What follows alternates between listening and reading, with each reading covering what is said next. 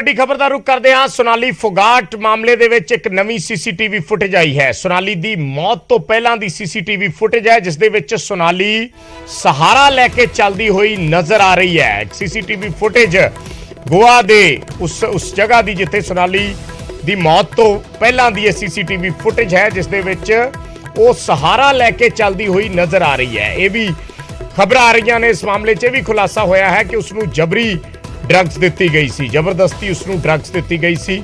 ਸੋ ਹੁਣ ਮੌਤ ਤੋਂ ਪਹਿਲਾਂ ਦਾ ਇੱਕ ਵੀਡੀਓ ਸਾਹਮਣੇ ਆਇਆ ਹੈ, ਸੀਸੀਟੀਵੀ ਫੁਟੇਜ ਹੈ, ਜਿਸ ਦੇ ਵਿੱਚ ਸੋਨਾਲੀ ਫੋਗਾਟ ਸਹਾਰਾ ਲੈ ਕੇ ਚੱਲਦੀ ਹੋਈ ਨਜ਼ਰ ਆ ਰਹੀ ਹੈ। ਸੀਸੀਟੀਵੀ ਫੁਟੇਜ ਅਸੀਂ ਤੁਹਾਨੂੰ ਦਿਖਾਉਂਦੇ ਹਾਂ।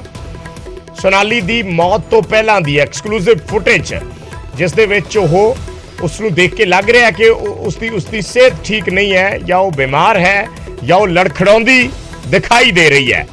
ਸੋ ਕਾਫੀ ਪੁਲਿਸ ਬਰੀਕੀ ਦੇ ਨਾਲ ਜਾਂਚ ਕਰ ਰਹੀ ਹੈ ਇਸ ਪੂਰੇ ਮਾਮਲੇ ਦੀ, ਕਿਉਂਕਿ ਦੋ ਜਣਿਆਂ ਨੂੰ ਨਾਮਜ਼ਦ ਕੀਤਾ ਗਿਆ ਹੈ, ਗ੍ਰਿਫਤਾਰ ਵੀ ਕਰ ਲਿਆ ਗਿਆ ਹੈ। ਸੋਨਾਲੀ ਦਾ ਪੀਏ ਸੁਧੀਰ ਸਾਂਗਵਾਨ ਤੇ ਉਸਦਾ ਦੋਸਤ ਸੁਖਜਿੰਦਰ, ਦੋਨਾਂ ਨੂੰ ਗੋਆ ਪੁਲਿਸ ਨੇ ਗ੍ਰਿਫਤਾਰ ਕੀਤਾ ਹੈ।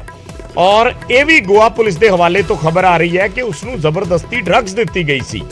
ਇਹ ਵੀ ਗੋਆ ਪੁਲਿਸ ਦਾ ਬਿਆਨ ਹੈ।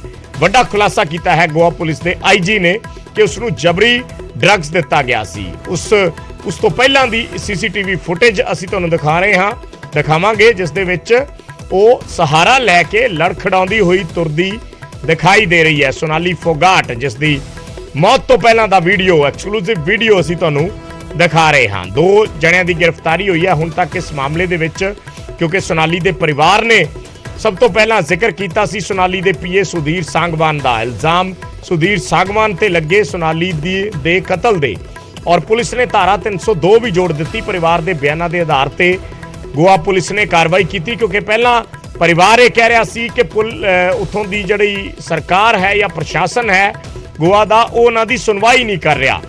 ਪਰ ਬਾਅਦ ਦੇ ਵਿੱਚ ਫਿਰ ਪੁਲਿਸ ਕਾਰਵਾਈ ਦੇ ਵਿੱਚ ਤੇਜ਼ੀ ਆਈ, ਜਦੋਂ ਇਹ ਖਬਰ ਟੀਵੀ ਚੈਨਲਾਂ ਤੇ ਫਲੈਸ਼ ਹੋਈ, ਵੱਡੇ ਪੱਧਰ ਤੇ ਇਸ ਖਬਰ ਨੂੰ ਚੱਕਿਆ ਗਿਆ, ਤਾਂ ਫਿਰ ਗੋਆ ਪੁਲਿਸ ਨੇ ਫਟਾਫਟ ਉਸ ਤੇ ਕਾਰਵਾਈ ਕੀਤੀ, ਉਸ ਤੇ ਐਕਸ਼ਨ ਕੀਤਾ।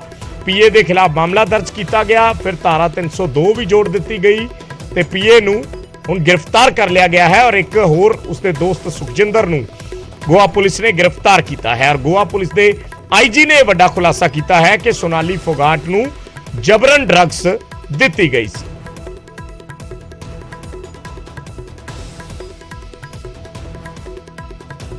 ਸੋ ਸੀਸੀਟੀਵੀ ਤਸਵੀਰਾਂ ਆਈਆਂ ਨੇ, ਜਿਸ ਦੇ ਵਿੱਚ ਸੋਨਾਲੀ ਸਹਾਰਾ ਲੈ ਕੇ ਚੱਲਦੀ ਹੋਈ ਨਜ਼ਰ ਆ ਰਹੀ ਹੈ। ਸੀਸੀਟੀਵੀ ਤਸਵੀਰਾਂ ਅਸੀਂ ਤੁਹਾਨੂੰ ਦਿਖਾਉਣ ਜਾ ਰਹੇ ਹਾਂ, ਜਿਸ ਦੇ ਵਿੱਚ ਸੋਨਾਲੀ ਫੋਗਾਟ ਸਹਾਰਾ ਲੈ ਕੇ ਚੱਲਦੀ। ਇਹ ਤਸਵੀਰਾਂ ਨੇ ਜਿਸ ਦੇ ਵਿੱਚ ਉਹ ਸਹਾਰਾ ਲੈ ਕੇ ਜਾਂਦੀ ਹੋਈ ਨਜ਼ਰ ਆ ਰਹੀ ਹੈ। ਯਾਨੀ ਉਸ ਨੂੰ ਦੇਖ ਕੇ ਲੱਗਦਾ ਹੈ ਕਿ ਜਾਂ ਤਾਂ ਉਸਨੇ ਬਹੁਤ ਜ਼ਿਆਦਾ ਕੋਈ ਨਸ਼ਾ ਕੀਤਾ ਹੋਇਆ, ਔਰ ਇਹ ਨਾਲ ਵੀ ਸੁਧੀਰ ਸਾਂਗਵਾਨ ਹੀ ਜੋ ਸੋਨਾਲੀ ਦਾ ਪੀਏ ਹੈ, ਉਹ ਲੱਗ ਰਿਹਾ ਕਿ ਸੁਧੀਰ ਸਾਂਗਵਾਨ ਦਾ ਹੀ ਸਹਾਰਾ ਲੈ ਕੇ ਉਹ ਚੱਲ ਰਹੀ ਹੈ।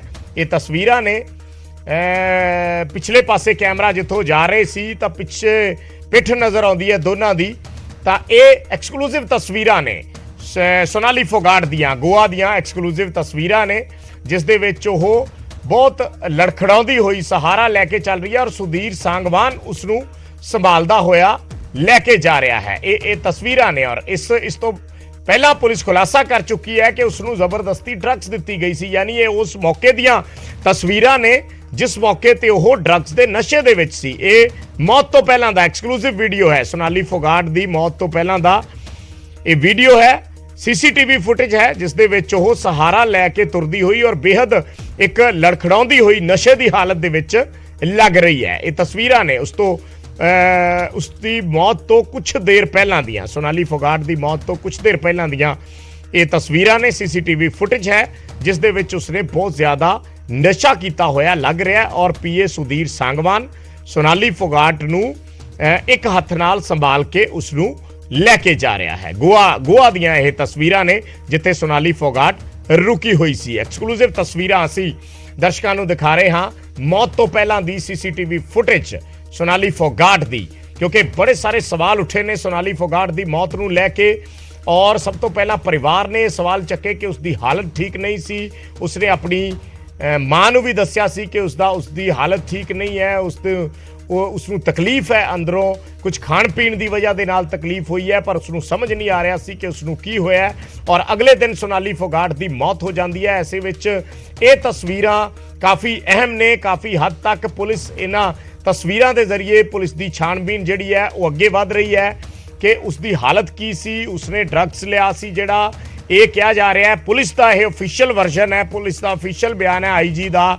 ਆਈਜੀ ਨੇ ਖੁਲਾਸਾ ਕੀਤਾ ਕਿ ਉਸਨੂੰ ਜ਼ਬਰਦਸਤੀ ਡਰੱਗਸ ਦਿੱਤੀ ਗਈ ਸੀ, ਰੇਪ ਦੇ ਇਲਜ਼ਾਮ ਲੱਗੇ ਨੇ ਉਸ ਤੇ ਔਰ ਰੇਪ ਤੋਂ ਬਾਅਦ ਮਰਡਰ ਦੇ ਇਲਜ਼ਾਮ ਲੱਗੇ ਨੇ। ਸਾਰੀਆਂ ਧਾਰਾਵਾਂ ਗੋਆ ਪੁਲਿਸ ਵੱਲੋਂ ਜੋੜੀਆਂ ਗਈਆਂ ਨੇ। ਸੋ ਇਹਨਾਂ ਤਸਵੀਰਾਂ ਦੇ ਵਿੱਚ ਕਾਫੀ ਕੁਝ ਇਸ ਬਾਰੇ ਸਪਸ਼ਟ ਹੋ ਰਿਹਾ ਹੈ, ਜਿੱਥੇ ਸੋਨਾਲੀ ਫੋਗਾਟ ਸਹਾਰਾ ਲੈ ਕੇ ਚੱਲਦੀ ਹੋਈ ਨਜ਼ਰ ਆ ਰਹੀ ਹੈ, ਆਪਣੇ ਪੀਏ ਸੁਧੀਰ सांगवान ਦਾ सहारा लेके जाती हुई नजर आ रही है। ये उस मौके दियां तस्वीरां ने और साफ जिस तरीके नाल दोनों चल रहे ने उन्हां तस्वीरां तो साफ अंदाजा लगाया जा सकता है कि सोनाली फोगाट नशे की हालत दे विच है, ड्रग्स लई हुई है या कोई शराब पीती हुई है या कोई होर नशा किया होया है, ये इस बारे पुलिस ही दस सकती है। पर जो चलन का अंदाज है, जो चाल है, उस तो साफ पता लग रहा है लड़खड़ाउंदे हुए पैरां दे नाल वो अगे जा रही है ये इस तस्वीर दे विच। सो ये चीज़ां काफ़ी स्पष्ट करदियां ने कि उसने नशा किया होया सी। शंकर आनंद साडे सहयोगी दिल्ली तो जुड़े ने होर जानकारी दे लई। शंकर, काफ़ी हद तक ये तस्वीरें जो हैं काफ़ी कुछ बयान कर रही हैं। एक चीज़ तो बड़ी स्पष्ट होती है कि वो नशे की हालत में थी, इसमें कोई दो राय नहीं है। देखिए, कल ही इस मामले पर न्यूज़ 18 के द्वारा कई महत्वपूर्ण पॉइंट्स को सबसे पहले ब्रेक भी किया गया था और जिस तरह से इस संदिग्ध हालत में जिस तरह से सोनाली फोगाट की मौत हुई थी, इस मामले पर पहले से ही बताया जा रहा था कि जिस तरह से एक नशा या ड्रग्स कनेक्शन की जो बात आ रही है, तो वो इस मामले की भी तफ्तीश आगे गोवा पुलिस कर रही है और गोवा पुलिस इस मामले को जानने का प्रयास कर रही है कि किस तरह से बाकायदा इस संदिग्ध जिस तरह से मौत हुई है, कौन कौन से लोग अंजाम दिए हैं, किस तरह से साजिश रची गई है और जिस तरह से सुधीर सांगवान पर काफी संगीन आरोप लग रहे हैं और इसके साथ साथ सुखविंदर पर जो आरोप लग रहे हैं वो आरोप बेहद संगीन है। लिहाजा इस मामले की गंभीरता को देखते हुए कल जिस तरह से इस मामले पर जब पोस्टमार्टम रिपोर्ट आई, पोस्टमार्टम रिपोर्ट आने के बाद जिस तरह से आईपीसी की धारा 302 को जोड़ा गया, यानी कि हत्या का मामला जो जोड़ा गया, उसके बाद ही इतना स्पष्ट हो गया था कि इस मामले में कई पेंच है और ये मामला इतना साफ नहीं है। इसके साथ ही जिस तरह से इस मामले पर अंजुना थाना जो गोवा का, वहां पर इस मामले पर शिकायत दर्ज कराया गया था और अंजुना थाने का की जो पुलिस है वो इस मामले की तफ्तीश कर रही है। जिस तरह से इस मामले में आज ओमवीर सिंह गुज्जर जो आईजी हैं वो इस मामले का प्रेस कॉन्फ्रेंस कर रहे थे। मैं उस अधिकारी के बारे में बताना चाहूंगा कि वो अधिकारी पहले चंडीगढ़ में ही पोस्टेड थे। चंडीगढ़ में काफी दिनों तक यहाँ पे कार्य करने के बाद वो उसके बाद यहाँ से उनका ट्रांसफर सीधे गोवा के लिए हुआ था, तो वो इन बारीकियों से बेहतर तरीके से जानते हैं। ओमवीर सिंह बिश्नोई जो है दिल्ली में भी पोस्टेड रहे हैं, तो एक तरह से कहा जा सकता है कि तफ्तीश की काफी बारीकियों को काफी बेहद नजदीक से उन्होंने अध्ययन किया है।